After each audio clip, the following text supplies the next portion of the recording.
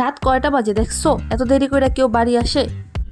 আরে আমার কি দেরি হইতো নাকি? আমার তো দেরি হয়েছে তোমার জন্যই। বন্ধুদের সাথে খেতে গিয়েছিলাম। ওরা বলছে যার বউ বেশি সুন্দর তাকে দিতে হবে বিল। তো কি হয়েছে, বিলটা তুমি দিয়ে দিতা। সবাই তো জানে তোমার বউ বেশি সুন্দরী। আরে দিতেই তো নিছিলাম, বিল দেওয়ার জন্যই তো বসেছিলাম।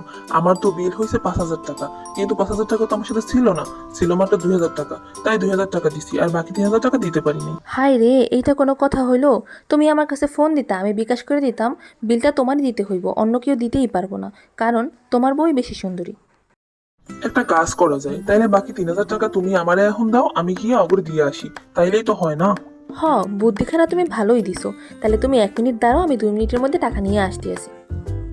এই ধরো, নেও টাকা, এখনই গিয়া ওদেরকে দিয়ে আসো। হ্যালো দোস্ত, টাকা তো আমি নিয়ে ফেলাইছি 3,000। আজকে সারা রাত পার্টি হইব, তারা আমি এখন নিয়ে আসতে আসি।